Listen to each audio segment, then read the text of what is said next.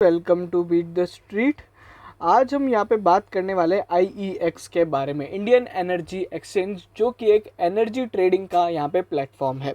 इस वीडियो में करेंगे पूरे कंपनी का यहाँ पे फंडामेंटल एनालिसिस, बिजनेस को समझेंगे, कोई पीयर वगैरह है क्या, और यहाँ पे वैल्यूएशंस और वे फॉरवर्ड आगे स्ट्रैटेजी क्या है, कंपनी क्या करना चाहती है, और हमारे लॉन्ग टर्म शॉर्ट टर्म के टारगेट्स क्या है, और यहाँ पे अब क्या की ट्रिगर्स है जो यहाँ पे हमको IEX के अंदर यहाँ पे देखने रहेंगे। तो ये सारी चीज़ें इस वीडियो के अंदर हम लोग समझेंगे और यहाँ पे एंड में हमारा ओपिनियन भी यहाँ पे बताएंगे। अगर आप हमारे चैनल पे पहली बार आ रहे हैं तो चैनल को ज़रूर सब्सक्राइब करें और बेल आइकन ज़रूर दबाएं। चलिए, यहाँ पे सबसे पहले हम शुरुआत करते हैं इंडियन एनर्जी एक्सचेंज में। अगर आप समझेंगे तो सबसे पहले अपन थोड़ा बहुत यहाँ पे एनर्जी सेक्टर को मैं फटाफट से आपको समझा देता हूँ। इंडिया के एनर्जी सेक्टर में यहाँ पे कुछ 4-5 तरह की चीज़ें हो रही है। डीकार्बोनाइजेशन, बेसिकली डीकार्बोनाइजेशन का मतलब हुआ रिन्यूएबल एनर्जी की तरफ अपना फोकस बढ़ता जा रहा है। वहीं पे डिसेंट्रलाइजेशन हो रहा है। डिसेंट्रलाइजेशन यानी मतलब स्मॉल स्केल यहाँ पे जो जनरेशन है वो यहाँ पे बढ़ती जा रही है। पहले क्या होता था कि जो है ना ट्रांसमिशन और डिस्ट्रीब्यूशन नेटवर्क इतना स्ट्रांग नहीं होता था, ठीक है ना। अभी यहाँ पे वो ट्रांसमिशन एंड डिस्ट्रीब्यूशन नेटवर्क यहाँ पे अपना बहुत ज़्यादा स्ट्रांग होता जा रहा है। जितनी भी TND वाली कंपनी है, मान लीजिए अडानी ट्रांसमिशन वगैरह, वो लगातार ट्रांसमिशन नेटवर्क को अपना यहाँ पे बढ़ा रही है। उसके बाद यहाँ पे डेमोक्रेटाइजेशन, बेसिकली अभी यहाँ पे क्या है कि कंज्यूमर की तरफ यहाँ पे पावर शिफ्ट हो गया है। पहले क्या होता था कि यहाँ पे सरकार ने बोल दिया या फिर इलेक्ट्रिसिटी बोर्ड ने बोल दिया इतने रुपए यूनिट होगा। अब वैसा नहीं रहा है, बिकॉज क्या है, अब यहाँ पे इलेक्ट्रिसिटी का भी यहाँ पे मार्केट ओपन कर दिया है विद IEX। अब IEX पे आप जाके आपकी ना इलेक्ट्रिसिटी आप खरीद सकते हो। तो आपको यहाँ पे गवर्नमेंट या फिर आपकी जो स्टेट इलेक्ट्रिसिटी बोर्ड की यहाँ पे प्राइस पे डिपेंड होने की जरूरत नहीं है। डिजिटाइजेशन, बेसिकली अगर आप देखोगे तो यहाँ पे जितनी भी सारी चीज़ें हो रही है आजकल एनर्जी के अंदर भी, बहुत सारी चीज़ें डिजिटल हो गई, लाइक इनवॉइस पेमेंट या फिर ये जो एक सिंपल एग्जांपल्स हो सकते हैं। उसके बाद इंडिया में जो एक शिफ्ट चल रहा है एनर्जी मिक्स के अंदर, अगर आप देखोगे तो अपना यहाँ पे जो इंस्टॉल्ड कैपेसिटी है रिन्यूएबल एनर्जी जो है, बेसिकली यहाँ पे इंडिया में अभी FY21 तक यहाँ पे 25% जो एनर्जी है वो यहाँ पे अपनी रिन्यूएबल है। बट यहाँ पे जो जनरेशन होता है केवल 11% होता है। आने वाले समय में इन एनर्जी एक्सचेंज के अंदर, बेसिकली एनर्जी के अंदर यहाँ पे अपना रिन्यूएबल का शेयर बढ़ता जाएगा, ठीक है। उसके बाद इलेक्ट्रिसिटी की जो वैल्यू चेन है उसको समझ लीजिए। पहले क्या होता है, इलेक्ट्रिसिटी जनरेट होती है, फिर उसे ट्रांसमिट किया जाता है, ट्रांसमिट यानी TND तक पहुंचाया जाता है। उसके बाद उसे डिस्ट्रीब्यूट और उसका फिर कंजप्शन होता है। बेसिकली ये ना बहुत ही सिंपल टर्म्स में मैंने आपको बताया है, ठीक है। उसके अलावा यहाँ पे कंपनी ने यहाँ पे बहुत सारी चीज़ें दी कि अभी यहाँ पे एग्जैक्टली क्या क्या चल रहा है। तो बेसिकली टैरिफ रिफॉर्म्स वगैरह हो गए हैं, ठीक है। पावर की जो डिमांड है वो बहुत ज़्यादा पीक पे चली गई है। उसके बाद यहाँ पे इंटर रीजनल ट्रांसमिशन कैपेसिटी वगैरह भी बढ़ा दी गई है। आजकल अभी क्या है, ट्रांसमिशन इंडिया है ना, पहले पावर डेफिशिएट हुआ करता था, मतलब पावर की यहाँ पे प्रॉब्लम हुआ करता था। अभी यहाँ पे पावर सरप्लस हो गया है। तो अभी इंडिया है ना पावर को एक्सपोर्ट भी करता है इधर उधर कंट्रीज में, जिसमें भी अपन जानेंगे, ठीक है। उसके बाद अगर आप देखोगे तो इंडिया में जो इंस्टॉल्ड कैपेसिटी है वो यहाँ पे फास्टर यहाँ पे पेस से बढ़ी है एज कम्पेयर टू डिमांड, ठीक है ना। तो ये यहाँ पे ओवरऑल यहाँ पे एक बहुत ज़्यादा इंपॉर्टेंट एक्सपेक्ट हो जाता है कि इंडिया में जो इंस्टॉल्ड कैपेसिटी है वो अपन ने क्या किया, अपने तेज़ी से बढ़ाया, ताकि यहाँ पे जो अपनी डिमांड है अपन उसको मीटअप कर पाए। और आज इंडिया में कितनी एनर्जी कहाँ कहाँ से आती है तो उसका यहाँ पे चट्टा बिट्टा दे रखा है। रिन्यूएबल एनर्जी 97 गीगावाट की है। 97 गीगावाट का मैं एक एग्जाम्पल के तौर पर अगर आपको समझाऊँ तो यहाँ पे अडानी ग्रीन आज की तारीख में 25 गीगावाट की यहाँ पे इंस्टॉल्ड कैपेसिटी के साथ है। उसके बाद अगर आप देखोगे तो जो रिलायंस का टारगेट है वो 100 गीगावाट बनाने का है, और मोदी जी का टारगेट लगभग 450 गीगावाट रिन्यूएबल एनर्जी का टारगेट है बाय 2030। और वहीं पे आज भी यहाँ पे जो सेंटर और स्टेट है उनसे सबसे ज़्यादा इलेक्ट्रिसिटी जनरेट होती है, और उसके बाद थोड़ा बहुत शेयर प्राइवेट का भी होता है। अच्छा, उसके बाद यहाँ पे जो एनर्जी सेक्टर के अंदर कॉन्ट्रैक्ट्स होते हैं ना उसको समझते हैं। देखो, एक तो होता है long term PPA। Long term PPA basically होता है जब आप है ना, जैसे अडानी ग्रीन जैसी कंपनीज एक यहाँ पे अपने स्टेट इलेक्ट्रिसिटी बोर्ड के साथ यहाँ पे एक टाइप करती है 25 साल का, ठीक है। वो जनरली क्या होता है कि बेसिकली वो एक लॉन्ग टर्म एग्रीमेंट होता है। 25 साल तक अडानी ग्रीन से इलेक्ट्रिसिटी लेके यहाँ पे मान लीजिए कोई भी इलेक्ट्रिसिटी बोर्ड हो, गुजरात स्टेट इलेक्ट्रिसिटी बोर्ड अपना यहाँ पे एनर्जी यहाँ पे सब जगह सप्लाई करेगा। वो एक लॉन्ग टर्म PPA हो गया, वो 25 साल का होता है। उसका ओवरऑल आज यहाँ पे मार्केट शेयर 88% का है।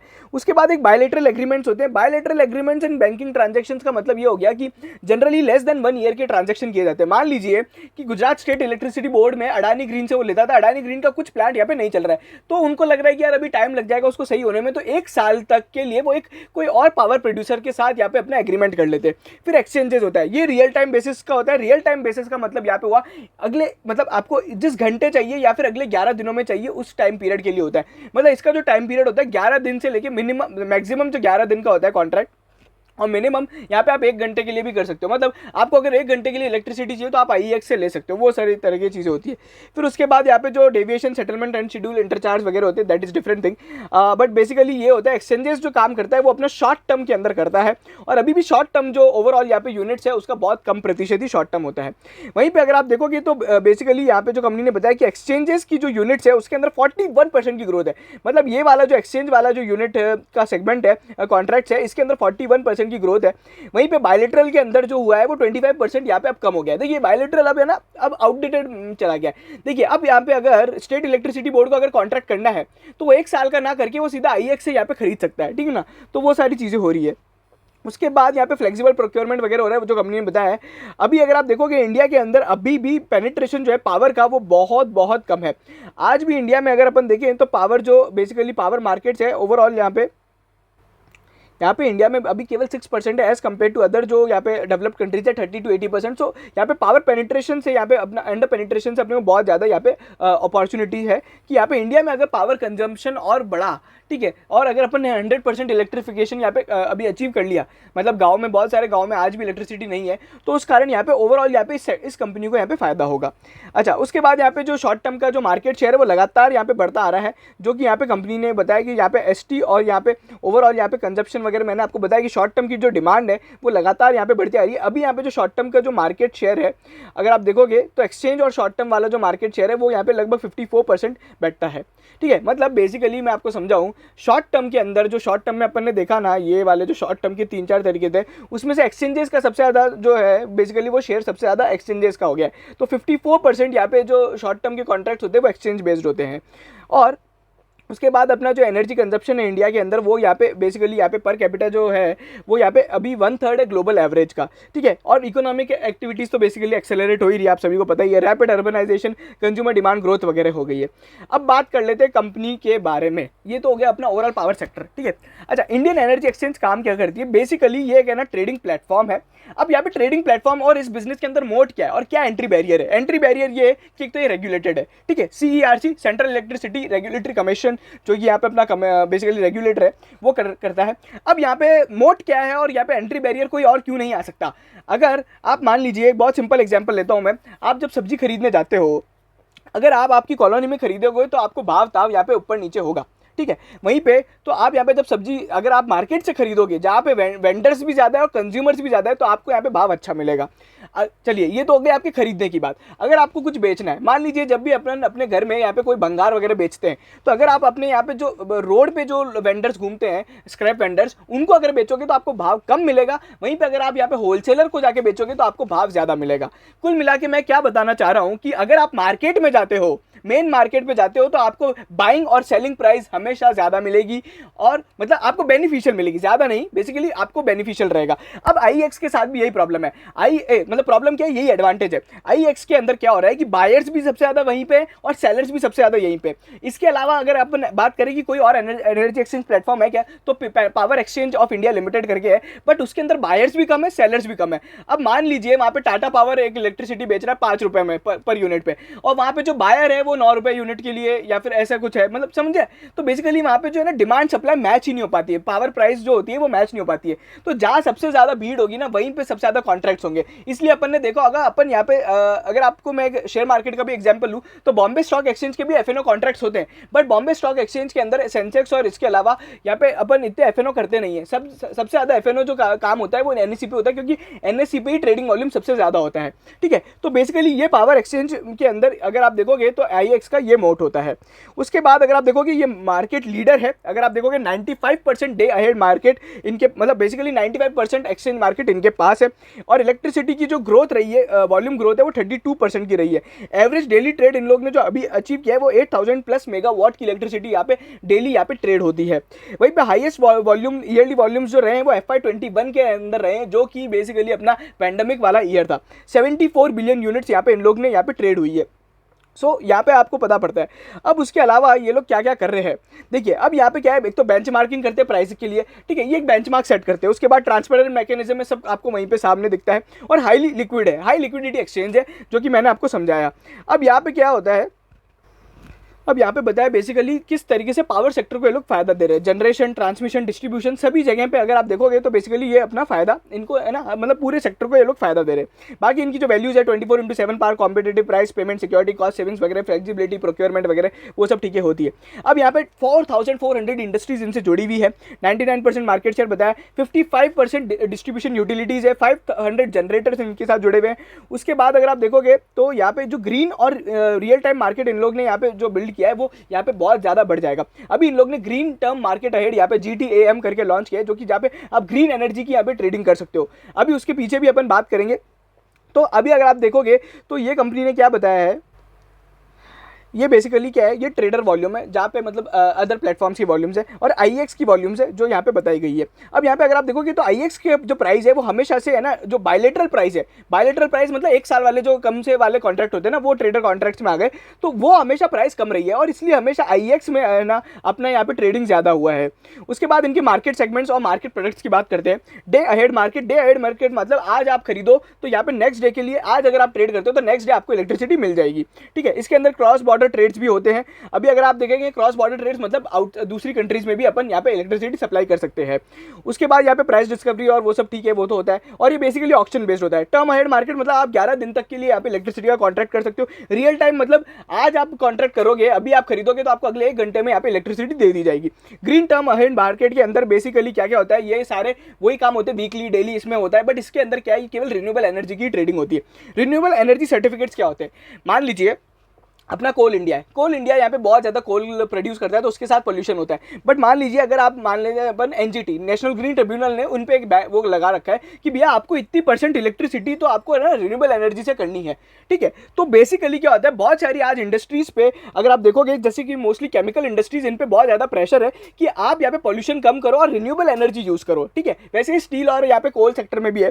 तो क्या होता है कि मान लीजिए अगर आज कोल इंडिया के पास इतनी रिन्यूएबल एनर्जी वगैरह जनरेट करने की यहाँ पे नहीं है या फिर एक्सेस नहीं है, तो वो क्या करते हैं, रिन्यूएबल एनर्जी सेविंग सर्टिफिकेट खरीद लेते हैं। इसमें क्या होता है बेसिकली, आप ऐसे समझो कि मान लीजिए एक तरीके का टाइप ऑफ अ पेनल्टी है, ठीक है ना। मान लीजिए मेरे को है ना 100 गीगावाट अपनी इलेक्ट्रिसिटी कोल इंडिया को मान लीजिए अपने उससे जनरेट करनी थी, ठीक है, अपने रिन्यूएबल एनर्जी से, बट वो नहीं कर पाए। अब वो क्या करते हैं, वो रिन्यूएबल एनर्जी सर्टिफिकेट खरीद लेते हैं, ठीक है, ताकि वो अपना है ना 100 उसका कंप्लायंस कर सके, ठीक है। अगर आपको याद हो, मैंने ना टेलीग्राम पे भी डाला था कि टेस्ला यहाँ पे एनर्जी मतलब वो बेचता है अपना बेसिकली है ना एनर्जी सेविंग सर्टिफिकेट्स बेचता है, ठीक है। वैसे ही एनर्जी सेविंग सर्टिफिकेट्स क्या होते हैं, मान लीजिए किसी कंपनी को बोला आपको इतनी एनर्जी सेव करनी है, बट वो नहीं कर पाए, तो अब वो नहीं करने के कारण अब उनको एनर्जी सेविंग सर्टिफिकेट मार्केट से खरीदने पड़ते हैं। अब इसमें क्या होता है, मान लीजिए किसी और इंडस्ट्री ने एनर्जी सेविंग सर्टिफिकेट्स एनर्जी ज़्यादा सेव करनी थी 10, कर ली 15, तो 5 को है ना बेच देती है उसको जिसके पास उसकी एनर्जी यहाँ पे कम सेव नहीं हो पाई है।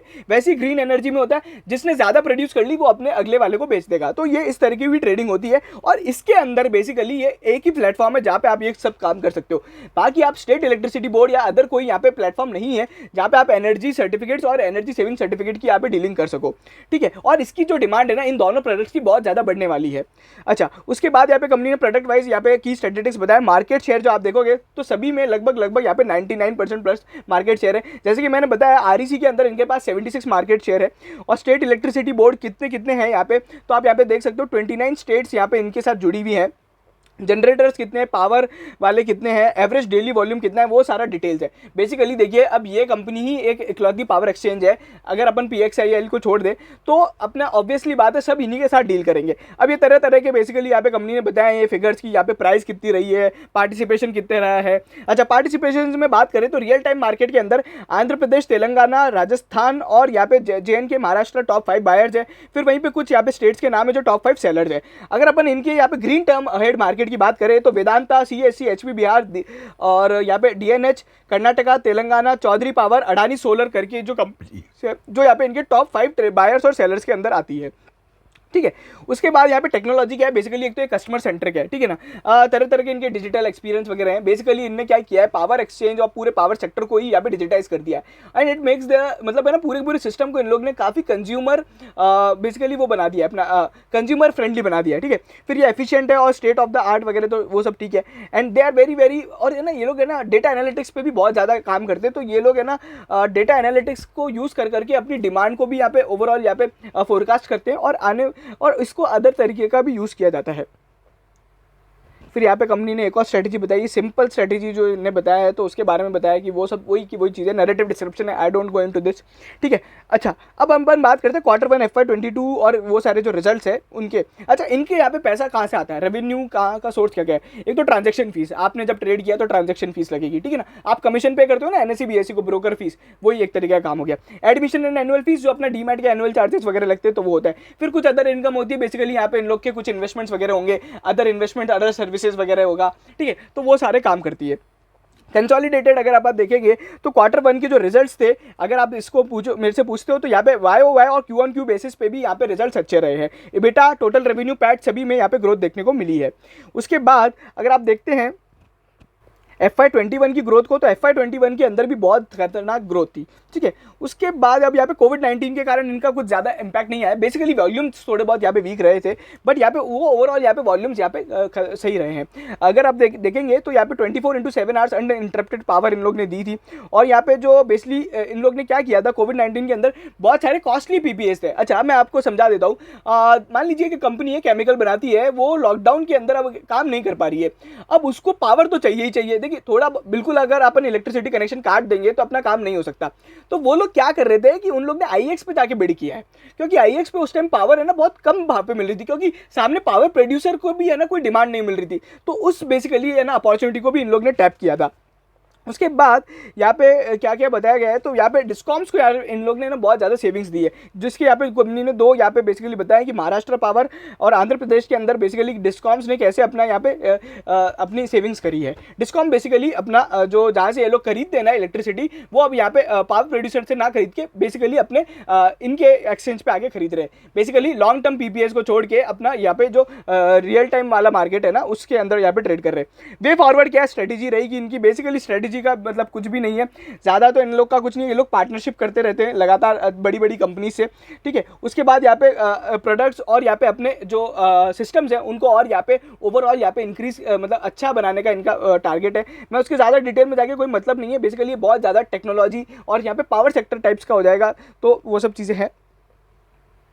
अब यहाँ पे कुछ यहाँ पे सरकार की नीतियाँ और ओवरऑल ग्रोथ पोटेंशियल क्या क्या है, की ट्रिगर्स क्या क्या है। देखिए, एक तो इलेक्ट्रिफिकेशन जिसका मैंने बताया था, यहाँ पे भी सरकार की एक योजना है सौभाग्य स्कीम, जिसमें 100% यहाँ पे बेसिकली हाउस होल्ड इलेक्ट्रिफिकेशन, फिर रैपिड अर्बनाइजेशन पर कैपिटा का जो अंडर पेनिट्रेशन है कंजप्शन का, फिर फेजिंग आउट ऑफ प्लांट्स। अगर आप देखोगे तो यहाँ पे बहुत सारे इलेक्ट्रिसिटी प्लांट यहाँ पे फेज आउट कर दिए जाएंगे मार्च 2027 से, 41 गीगावाट। अगर अपन देखेंगे ये कौन कौन से प्लांट हुए फेज आउट का मतलब खत्म कर दिए जाएंगे, ये बेसिकली अपने कोल वाले प्लांट हो गए, ठीक है। उसके बाद अगर आप देखोगे बहुत लास्ट 5 सालों से थर्मल पावर के बेस पे, मतलब थर्मल एनर्जी के लिए कोई भी लॉन्ग टर्म PPA यहाँ पे साइन नहीं हुआ है। वहीं पे मैं एक और एग्जांपल देता हूँ, JSW एनर्जी ने बोला था कि हम लोग अब एक भी इलेक्ट्रिसिटी यहाँ पे थर्मल के बेसिस पे नहीं प्रोड्यूस करेंगे, अब जितने भी हम लोग प्लांट लाएंगे सारे रिन्यूएबल एनर्जी के लाएंगे। तो बेसिकली जो शिफ्ट आ रहा है ना, इस शिफ्ट का फायदा यहाँ पे एनर्जी एक्सचेंज जो है अपना IEX है उसको यहाँ पे मिलेगा, ठीक है। उसके बाद यहाँ पे ऑक्शन वगैरह यहाँ पे जो है बेसिकली अगर आप देखोगे कोल्स वगैरह बहुत ज़्यादा महंगे हो गए, तो वो सारी चीज़ें हैं। उसके बाद इन लोग ने ना डिस्ट्रीब्यूशंस के लिए यहाँ पे सरकार ने ना 3 लाख करोड़ का यहाँ पे पैकेज निकाला था, ताकि उनका कंपटीशन और कंज्यूमर चॉइस वगैरह बढ़ पाए। फिर नेशनल इलेक्ट्रिसिटी यहाँ पे पॉलिसी निकाली थी, जिसके अंदर बेसिकली पावर मार्केट्स को यहाँ पे बहुत ज़्यादा करने का यहाँ पे किया है, इंप्रूव करने का किया है, जिसमें से स्पॉट मार्केट को यहाँ पे 25% मार्केट शेयर बनाने का यहाँ पे इनका टारगेट है, जो कि अभी लगभग यहाँ पे 3 से 4% भी नहीं है। तो ये एक टारगेट है, और स्पॉट मार्केट में सबसे बड़ा लीडर तो IEX ही हो गया। फिर उसके बाद यहाँ पे एंसेलरी मार्केट पेपर्स यहाँ पे बेसिकली यहाँ पे क्या किया है, अदर सर्विसेज कोई भी यहाँ पे है ना लेके आएंगे, मतलब पावर के लिए बहुत सारी अदर सर्विसेज भी लगती है, ठीक है, पावर के अलावा भी बहुत सारी सर्विसेज लगती है, वो भी IEX पे लेके आएंगे। उसके बाद यहाँ पे डिस्कॉम्स को यहाँ पे वो बोला गया है कि आप अपने लॉन्ग टर्म PPA के कॉन्ट्रैक्ट को छोड़ सकते हो, ठीक है। अगर आप 25 साल आपके कंप्लीट हो जाते हैं, तो ये यहाँ पे क्या होगा कि वो जैसे उनके 25 साल लॉन्ग टर्म PPA से कंप्लीट हो जाएंगे, तो वो अब IEX के साथ ट्रेड कर सकते हैं, ठीक है। उसके बाद यहाँ पे एफिशिएंट जो प्राइस डिस्कवरी है उसका यहाँ पे बिल्कुल फायदा रहेगा ही रहेगा, अगर आप देखोगे तो, जो कि मैंने बताया है। अच्छा, फ्लेक्सिबिलिटी में इसमें क्या है कि बेसिकली इसका मतलब है आप बहुत कम से कम क्वांटिटी में भी खरीद सकते हो, 0.1 मेगावाट, ठीक है। उसके बाद न्यू लॉन्चेस वगैरह जो कंपनी ने तरह तरह के नए प्रोडक्ट्स लॉन्च करे थे। अच्छा, फिर ये इनके पास एक और है Indian gas energy exchange, Indian gas exchange, जहाँ पे नेचुरल गैस का फर्स्ट ट्रेडिंग प्लेटफॉर्म है, तो इसकी भी डिमांड बहुत ज़्यादा बढ़ेगी। अगर अपन देखेंगे ONGC और अपना IGL वगैरह, ये सारी जो कंपनीज है यहाँ पे गैस की यहाँ पे बहुत ज़्यादा डिमांड बढ़ रही है, तो IGX के भी एक अच्छी खासी अपॉर्चुनिटी है। ठीक है। तो यहाँ पे कंपनी ने आईजीएक्स के बारे में बताया कि यहाँ पे क्या क्या चीज़ें हो रही है। अगर आप देखोगे इनकी पाइपलाइन कैपेसिटी भी डबल हो रही है और वहीं पे एलएनजी के जो रिगैसिफिकेशन कैपेसिटी है वो भी यहाँ पे बढ़ती जा रही है। सो बेसिकली यहाँ पे गैस सेक्टर जो है यहाँ पे बहुत ज़्यादा बढ़ जाएगा। और वहीं पे अगर अपन देखेंगे सिटी गैस डिस्ट्रीब्यूशन भी बहुत ज़्यादा बढ़ रहे हैं। अभी जैसे अडानी टोटल गैस का एग्जाम्पल ले लें तो वो भी यहाँ पे ओवरऑल यहाँ पे एक है ना फ़ायदा है आईजीएक्स के अंदर। वे फॉरवर्ड एक तो अपना मार्केट और कवरेज बढ़ाएंगे, अच्छे अच्छे प्रोडक्ट्स और टेक्नोलॉजी लाएंगे, डाइवर्सिफिकेशन करेंगे, बेसिकली गैस और अदर तरह के यहाँ पे और भी कोई यहाँ पे इनको लगेगा तो उसके अंदर लाएंगे। तो ये सारी चीज़ें हैं। अब यहाँ पे क्या है, पावर सेक्टर के बारे में कुछ हाईलाइट्स दी गई थी तो मैंने लगभग आपको बता दी है। जैसे कि अगर अपन देखें तो मिनिस्ट्री ऑफ पावर ने एक अभी है ना प्रपोजल लेके आया था बेसिकली एनटीपीसी के लिए, जहाँ पे कुछ है ना ग्रीन एनर्जीज पे चार्जेस वगैरह भी यहाँ पे हटा दिए गए थे। उसके बाद यहाँ पे नेशनल इलेक्ट्रिसिटी पॉलिसी तो आई है और बाकी यहाँ पे तरह तरह की जो एक तो डिस्कॉम वाली पॉलिसी आ गई, फिर इलेक्ट्रिसिटी अमेंडमेंट बिल आ गया जहाँ पे डी लाइसेंसिंग कर दी जाएगी पावर सप्लाई और यहाँ पे मल्टीपल डिस्ट्रीब्यूटर्स को यहाँ पे काम दे दिया जाएगा और यहाँ पे कंज्यूमर्स को भी यहाँ पे बेसिकली पूरी की पूरी छूट होगी अपना डिस्ट्रीब्यूटर चूज करने की। उसके बाद इंस्टॉल कैपेसिटी वगैरह तो चल ही रहा है। ये सारी चीज़ें हो गई, ये पावर सेक्टर की हाईलाइट्स थी। और ये आप इनके वो देख सकते हो बेसिकली है ना वॉल्यूम्स वगैरह हैं जो कि आपको मैंने बता दिया। ओवरऑल तो वॉल्यूम बढ़ ही रहा है और क्वार्टर ऑन क्वार्टर बेसिस भी बढ़ेगा ही है ना। अभी अपना तो इकोनॉमी रीओपन हो गया है तो वो सब चीज़ें। एक रिस्क क्या है, एक रिस्क मैं आपको बताता हूँ इस बिजनेस के अंदर। एक अभी रिस्क है मार्केट कपलिंग। मार्केट कपलिंग के अंदर मतलब सरकार क्या सोच रही है कि यहाँ पे जो आईएक्स के अंदर बायर बैठा है वो पीजीआईएल के अंदर मतलब पावर एक्सचेंज इंडिया के लिमिटेड के सेलर के साथ भी डील कर सकता है। ये हो गया मार्केट कपलिंग। तो ये एक रिस्क है। अगर इसके लिए रूल्स लेके आ गई, ड्राफ्ट रूल्स है अभी, बट ये अगर अप्लाई कर दिया गया तो यहाँ पे ये अपना ये इनको आईएक्स को प्रॉब्लम हो जाएगा। बिकॉज अब आईएक्स के पास बायर और सेलर एक जगह नहीं रहेंगे, अब बायर कहीं और का होगा या फिर सेलर कहीं और का होगा। ठीक है, तो वो एक यहाँ पे रिस्क है। दूसरा सीईआरसी एक यहाँ पे हमेशा से एक चीज़ सोचता आ रहा है और अगर अपन देखेंगे ओवरऑल अपने जो इंडिया के सीसीआई का भी एक आउटलुक रहा है कि एक ही आदमी को यहाँ पे 95% मार्केट शेयर देना यहाँ पे उनको थोड़ा ठीक नहीं लगता है।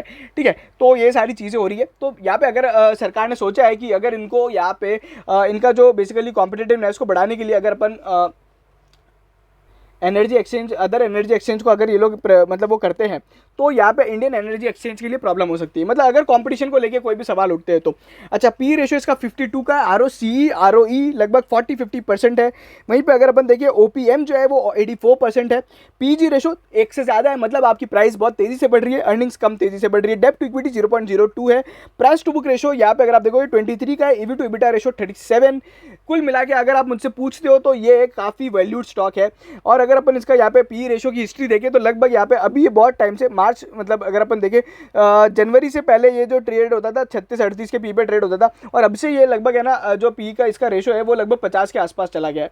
ठीक है, अभी हाईएस्ट पी रेशो जो इन्होंने बनाया था वो 60 का बनाया था और अभी लगभग 54 के आसपास चल रहा है, वो सारी चीज़ें। अच्छा, इनके यहाँ पे कोई भी ओवरऑल मैं इसका कोई यहाँ पे वो नहीं है, पीयर कंपेरिजन है नहीं। और इसकी मार्केट की जो बेसिकली इनके पास जो वो है, इनका जो बेसिकली मार्केट शेयर इतना ज़्यादा है ना, इसलिए इनका यहाँ पे प्रीमियम भी ज़्यादा है। बैलेंस शीट वगैरह मैंने आपको बता दिया। इसमें एक प्रमोटर हुआ करते थे बेसिकली जिग्नेश शाह, जो कि ओवरऑल यहाँ पे है ना मतलब उनके थोड़े बहुत फ्रॉड्स वगैरह भी हुए थे तो अब वो यहाँ पे रहे नहीं है। बेसिकली ये जो कंपनी है इसके अंदर कोई भी यहाँ पे प्रमोटर है नहीं। यहाँ पे सबसे बड़ा जो स्टेक अगर अपन देखें तो अपना DII के अंदर भी अगर देखते तो DII मतलब ओवरऑल यहाँ पे जो शेयर होल्डिंग है ना वो पूरी की पूरी यहाँ पे है ना मतलब सभी बड़े बड़े फंड्स में यहाँ पे डिवाइडेड है। तो अगर आप देखोगे तो यहाँ पे FII DII के ओवरऑल स्टेक की बात करें तो उन लोग का जो स्टेक है वो यहाँ पे कम होता हुआ दिखाई दे रहा है। ठीक है, वहीं पे पब्लिक शेयर होल्डिंग यहाँ पे बढ़ गई है। अच्छा, ओवरऑल यहाँ पे मैनेजमेंट पे भी कमेंट बता देता हूँ। मैनेजमेंट भी यहाँ पे काफ़ी अच्छा है। जो इसमें CEO हैं वो काफ़ी टाइम से इस पावर सेक्टर के अंदर है।